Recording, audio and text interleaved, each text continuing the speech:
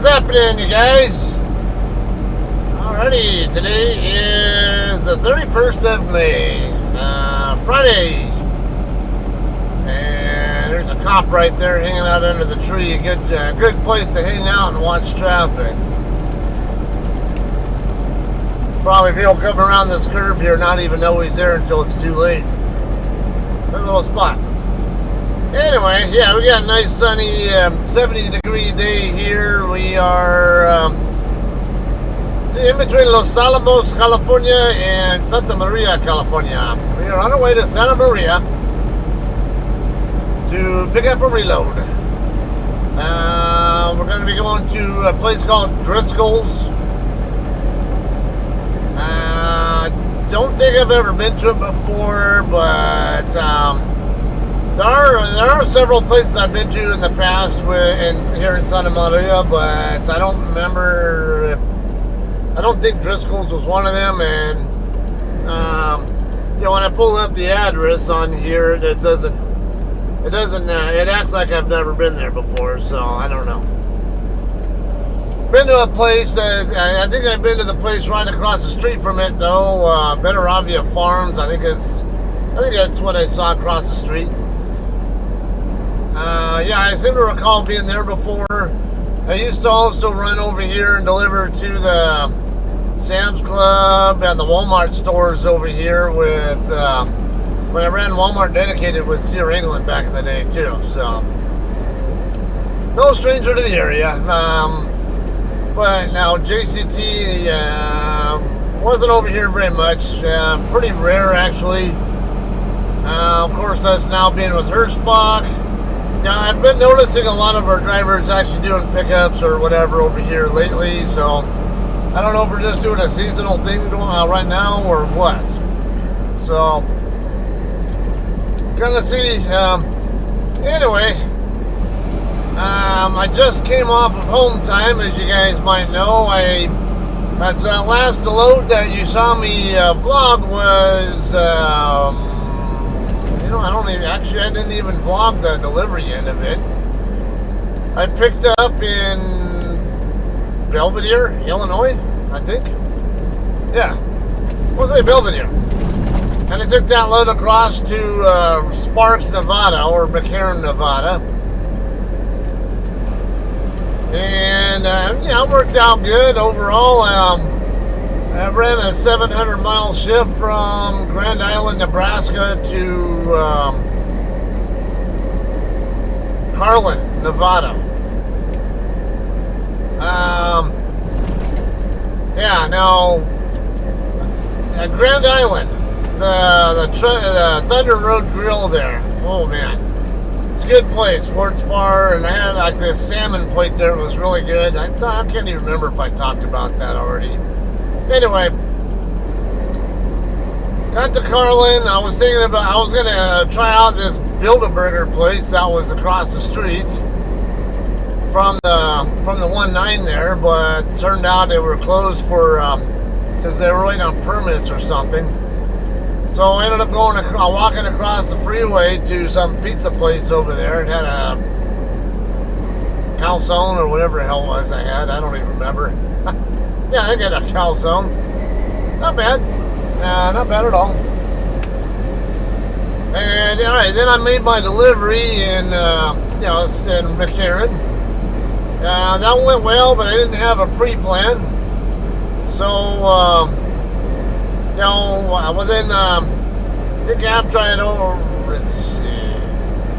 after I got through delivering there, and I wanted to run at night and kind of get a jump on things just in case there would be a reload for me that might kind of depend on me being strategically placed, with not so many miles to run.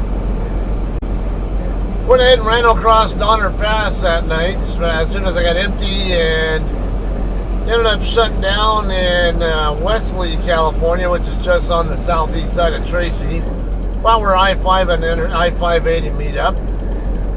Thought that's a good central spot. That way if I end up going out to the Salinas area or end up going out toward Fresno direction or something, it's I don't have to really backtrack per se in any direction, and it's maybe add a few miles wherever I end up going, but so I just I was trying to be strategically placed for whatever I got next. And next day I ended up getting a pre-plan to pick up in Reedley, California, which is over to the east of Fresno.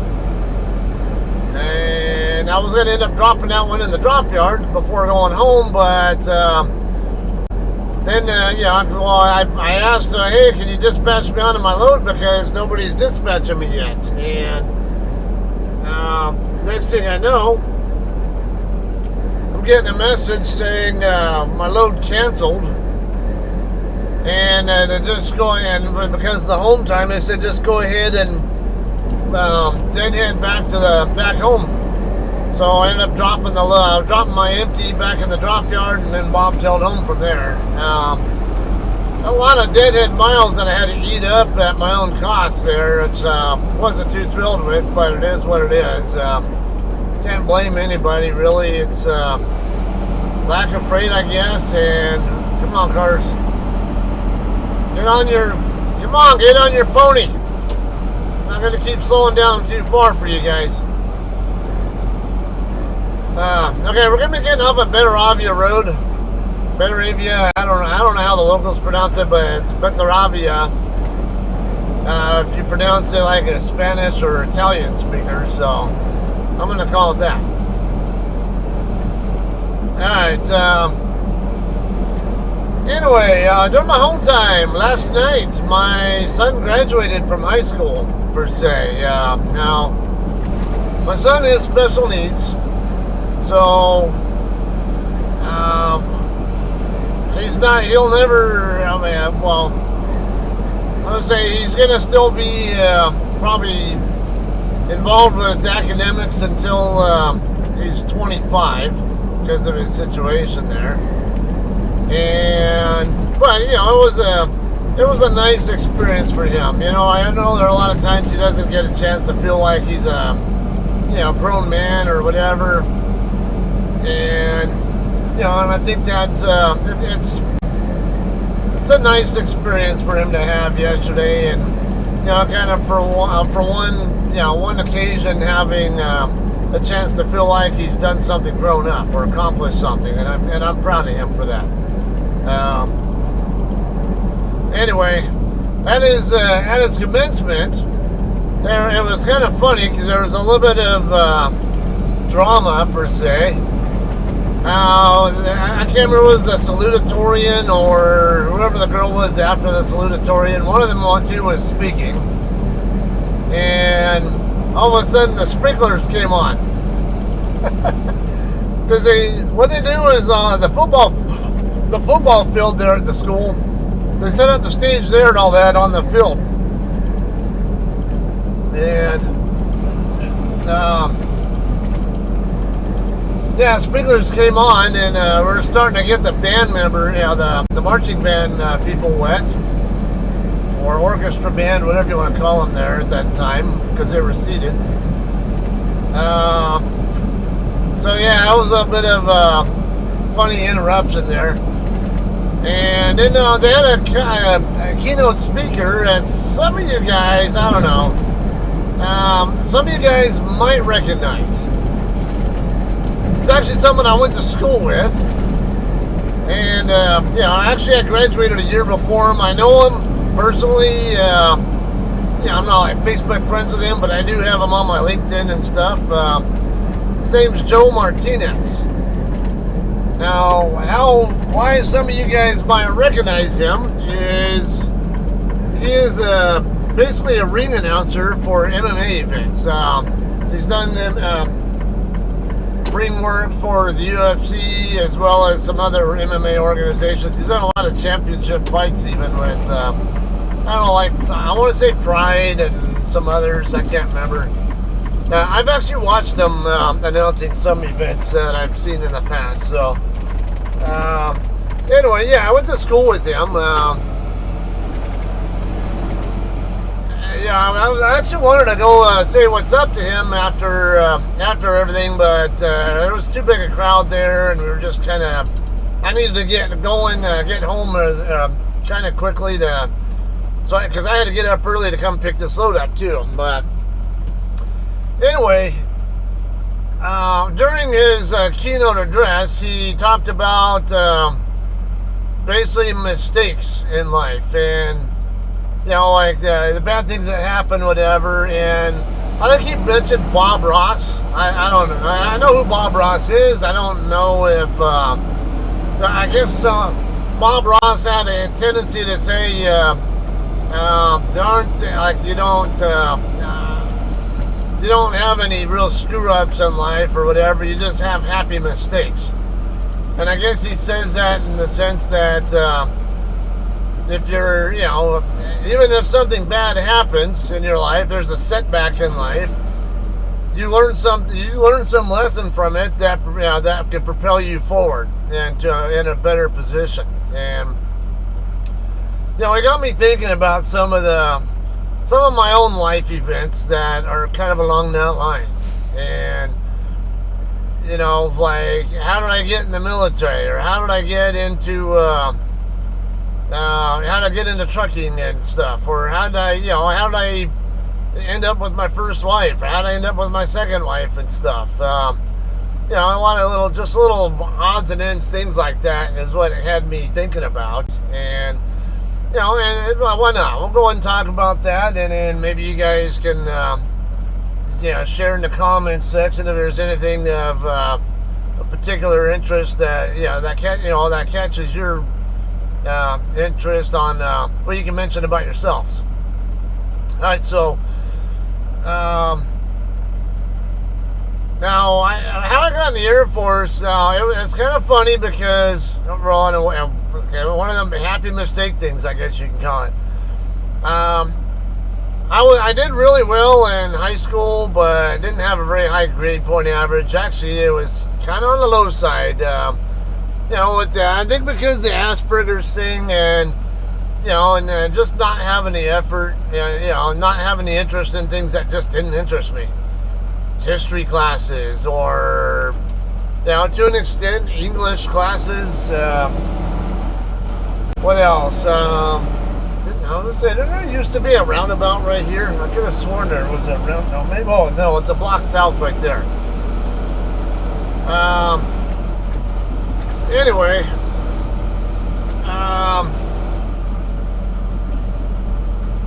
so my senior year in high school, because I did really extremely well in chemistry classes.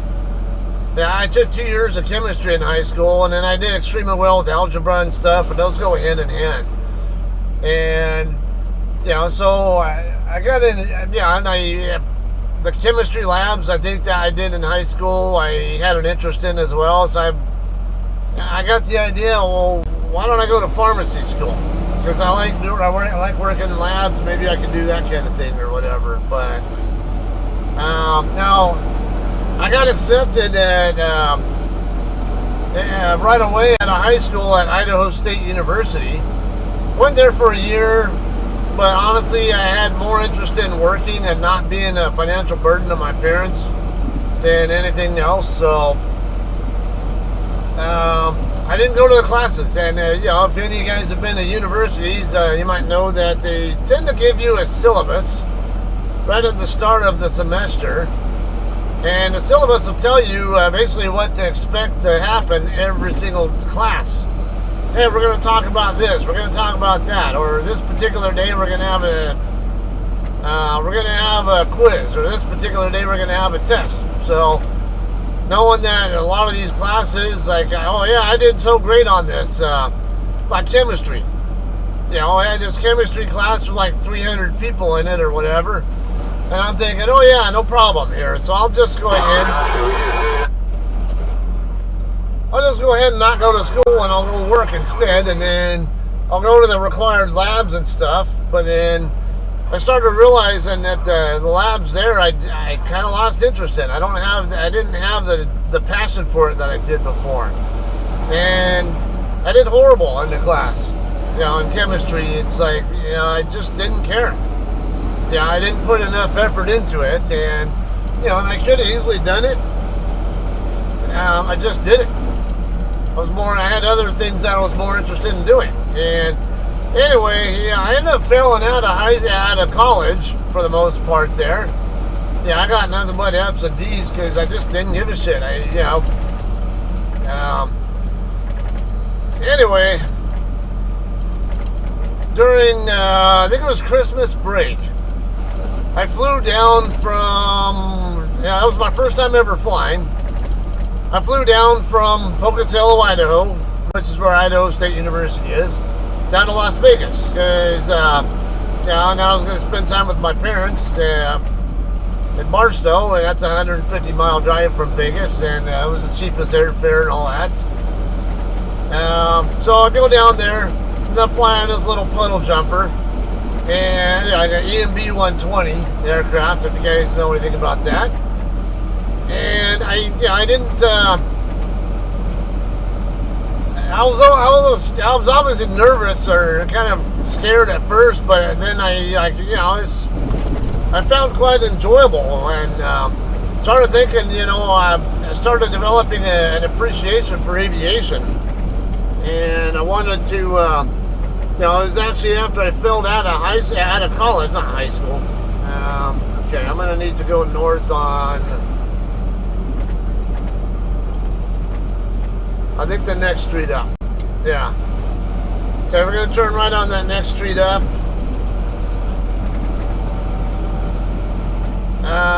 Anyway, I developed an appreciation for aviation and airplanes and stuff. And, while I was sitting there in Barstow floundering after that year of being a screw up, I decided I needed to do something with my life. I was kind of hanging around with people who were going to get me in trouble, but I wasn't in trouble myself, but it was probably only a matter of time before I would be in trouble with the law.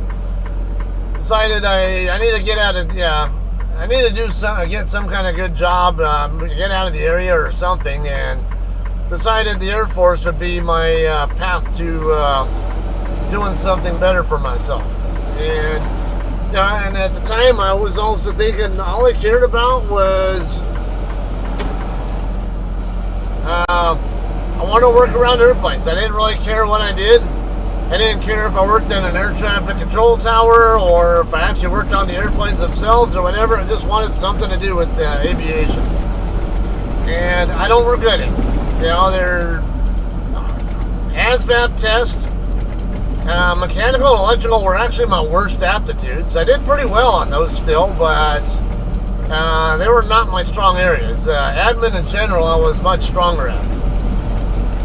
And I scored pretty high on pretty decently high on the ASVAB overall.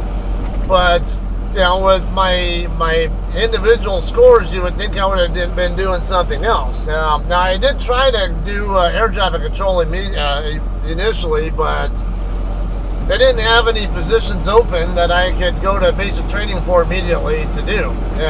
Because basically, they already have other people filled in for this or that, whatever kind of thing. They don't really guarantee positions. Well, sometimes you actually can enlist in a guaranteed career field, but most people don't get guaranteed career fields. And I think usually the ones who enlisted for 6 years would get guaranteed career fields, but someone like me who enlisted for 4 would not get them. And anyway, that's what kind of led me to the Air Force. I had my rough spots with the Air Force as well. But overall, I enjoyed it. I learned a lot of good stuff from it. I think there are a lot of ways I matured as a person, because of my experiences in the Air Force. So I don't regret it. Stoll Road. I think that's the one. Yeah. So we're gonna turn left here. And all right, so I did a full 20 in the Air Force. 4 years active, and then 16 Air Force Reserve. Most of the Air Force Reserve time was dual status. where I was full-time civilian and military combined. And after I got out, the idea my wife and I had was just for me to be a stay-at-home dad, and she knew I had an interest in investing and stuff. So we thought, well, maybe I could just make money as like kind of a day trader type of thing, whatever, and be at home. And it was great at first, but then I made a lot of stupid mistakes with investing decisions. A lot of emotional-based decisions that ended up costing me. And when I have to live off the same money that I'm trying to invest, make money off of, it got increasingly harder and harder and harder. Until a point where the pot just completely dwindled down, where I had to go back to work, and decided, I thought about staying in aviation, but then looking on Indeed, I've seen all these truck driver jobs, and it was kind of calling for me. There was a stigma that I had with trucking. I think I mentioned it before. I didn't really have a real interest in being a trucker, but then I got to thinking, well, all my time in the Air Force, I loved going out on the road and actually driving cross country in my own vehicle and stuff. So maybe I can give it a try. And I like playing with support equipment. I always loved towing airplanes and stuff. It was always a fun time doing that kind of stuff. So decided, let's give it a try. And overall, I don't regret it. There are some gripes I have with the trucking industry in general, but or people in general. Just watch my Clips channel anytime. Some of the people on my Clips channel think that I'm always angry or about to road rage or something, but no, I don't do road rage. I'm not stupid, guys. I'm not going to do stuff that's going to get me thrown in prison or screw up the livelihood of my wife, my kids, and myself and all that. Got better things to do with my time than that. Alright, so Driscoll's is right here. Gonna make a left. I don't know what, it's obviously produce, but I have no idea what kind. I'd imagine it's greens. I was going to go in front of it, but this white car is probably going a little bit fast, so I'll just wait on them. It's my life and career path did not go as I planned on in college, and same thing that Joe mentioned in his keynote address, but come on, an explorer, let's pick it up. But he's right. There are other directions that I took my life in that I don't regret. You would think that trucking is a lowly position or whatever. Yeah, there are a bunch of idiots here, and for the most part, a monkey can practically do the work and at least get the work done. But to excel, it takes more than that. I think I have been to that one before. Now, there's supposedly overnight parking over here. Shipping trucks next entrance. Yeah, I was going to say, I was pretty sure out here on the south end of the lots where we're going to come in at. And now I have a 1300 appointment time. It is about 12:20 now. Okay, I don't see a stop sign here. Check-in office.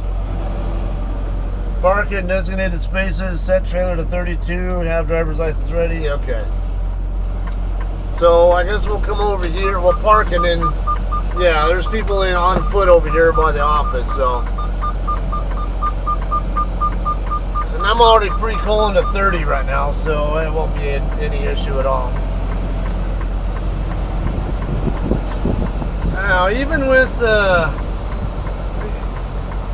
marriages and stuff, I'm divorced. And there, obviously there's going to be there's stuff between my ex-wife and I that, led to us divorcing. But overall, though, I've always seen her as a good person. I know she sees me as a good person. We just we're not. It turned out we're just not right for each other, really. Just kind of more making each other miserable, but we still had a respect for each other and all that. So, you know, we're still friends to this day, and I'm thankful for that, because even when we got divorced, it was way easier to deal with. You know, how that played out than what a lot of other people I know who've been through divorces. Come on, went through every single status until I got to the one I wanted.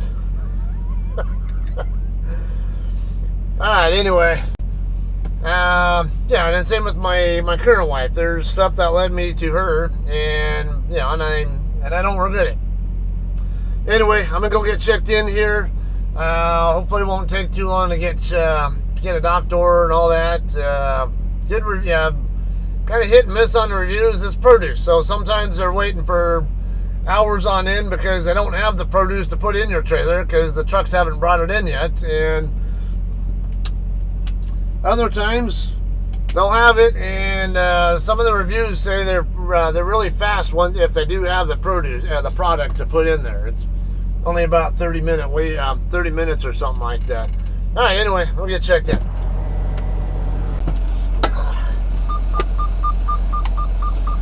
All right, guys, we got a doctor assignment now. It's about just over 30-minute wait before I got called. Not too bad. All right, we're gonna be docking in the door 9. I'm sliding the 10 on this back right now, and I already got the doors open. Let's go ahead and creep over there. That way, if there's any, I don't think it's gonna happen, but if there's any chance at all, I'm gonna get a 2-hour break out of here. You know, where I could do split SB, then I'm gonna do it. But I have a feeling I'm not gonna be here long enough for that to happen. So, alright, you can see tons of space here. Google reviews, by the way, also do say that you can park overnight here, so that's a really big plus. I've not checked to see what the restroom situation is. Haven't had to use them. Shipping office right over here. I think, yeah, you just dock in, and then they'll call you when the bills are ready. So, okay, I got an outhouse right there next to the guard shack. That's what it is.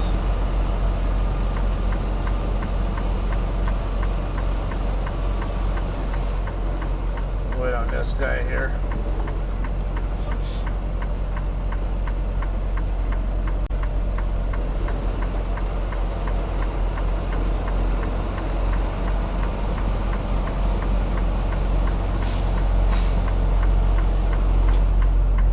Okay, that's door 8. I'm halfway between 8 and 9. Let's get it over here to my door first, as fast as I can. Straight back now. Alright, I would cut the angle off a little bit. Hopefully a little bit more. These tandems don't like to move over very quickly when they're all the way back. I think hopefully we're good there. I'm going by that because I normally want to line up with the line there, but I see tire tracks there that tell me that I'm in the right spot there. That's why I went with that instead.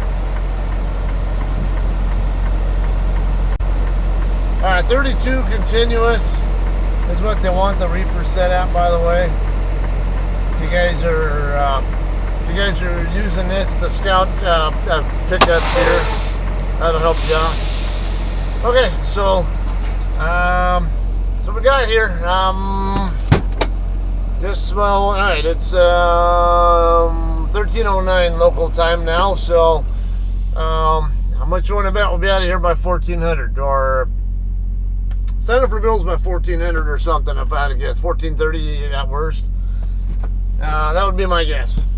All right, we'll see how it goes. Alrighty, guys, we are done loading here. I'm gonna head out now. Alright, so from here, no, I didn't even check. It's what kind of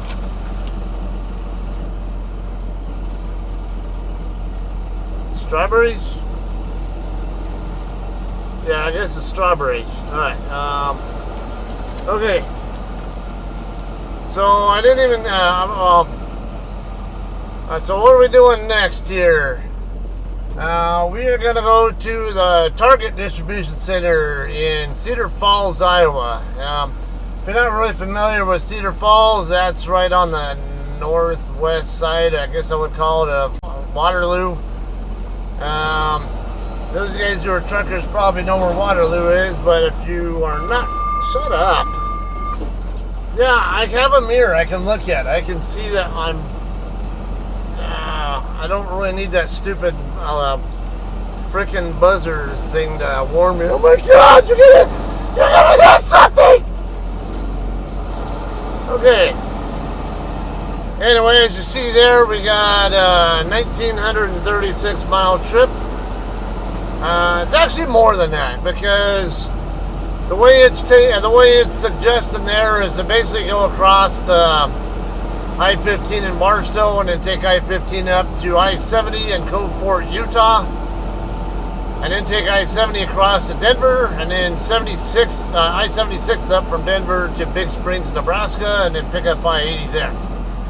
Take I-80 across to Des Moines, go north on I-35 till you get to US 20, which is kind of in between Des Moines and the Minnesota line, and let's see if we can, that'll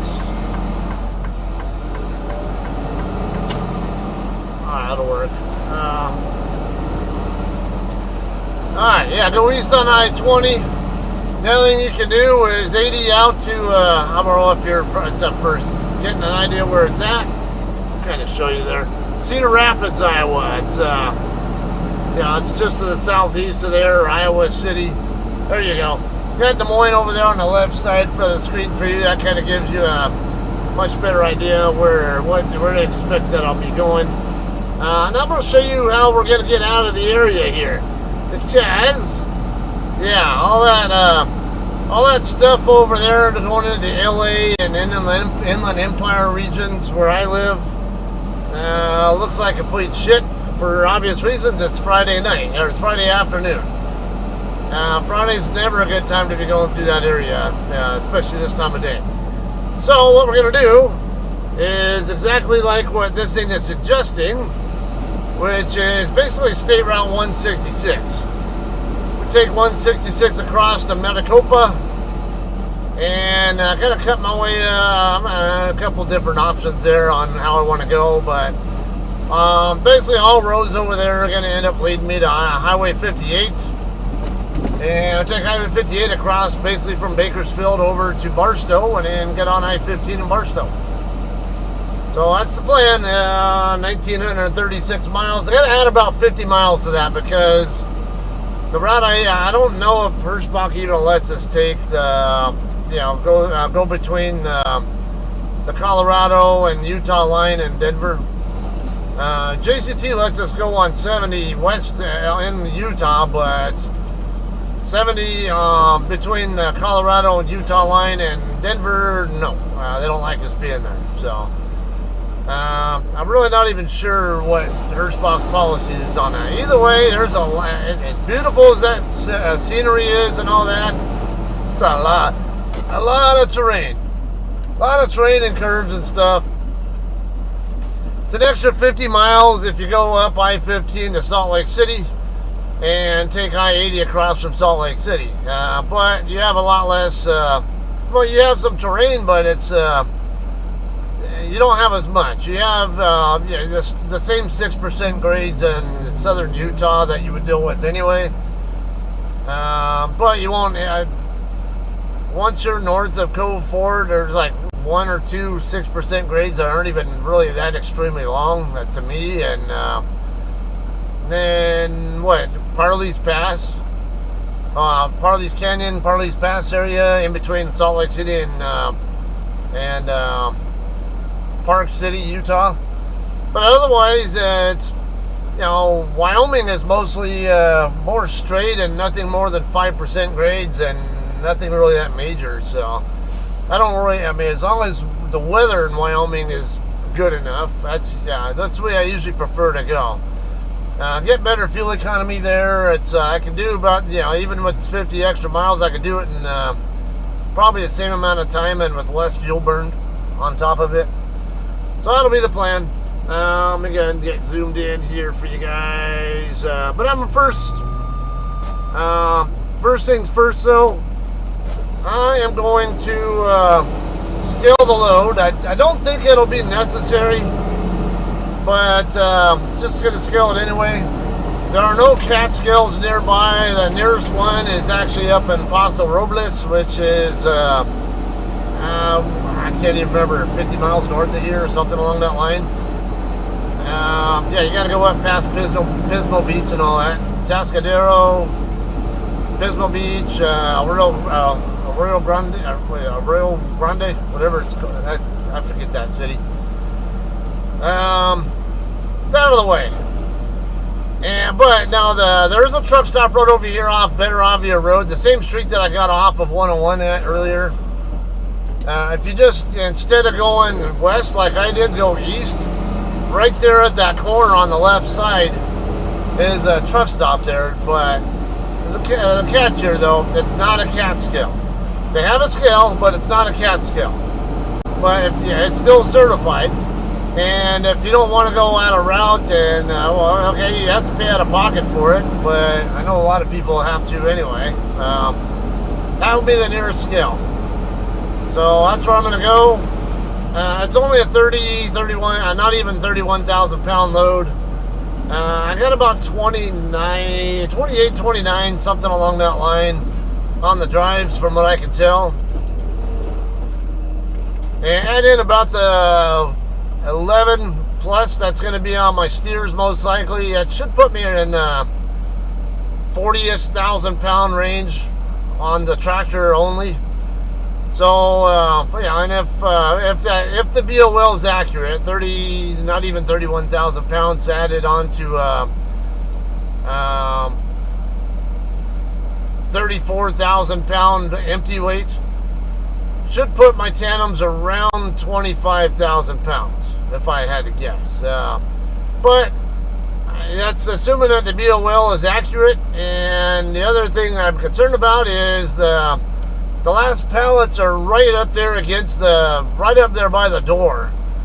I mean, I wasn't even sure I could actually stand up there to put my load locks in. So I ended up just not even putting the load locks in at all, because there's only, I don't know, like just enough room for my feet to fit, but not much else really. I don't even know if there's enough room for my feet.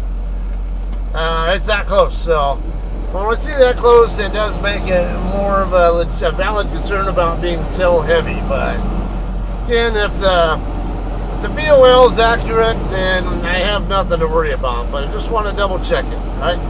So yeah, we're gonna go ahead and head across.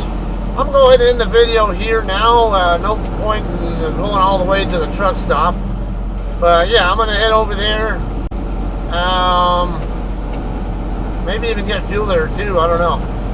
And head on and make my way out. The load delivers. It's due in Cedar Falls on the 3rd of June in the afternoon.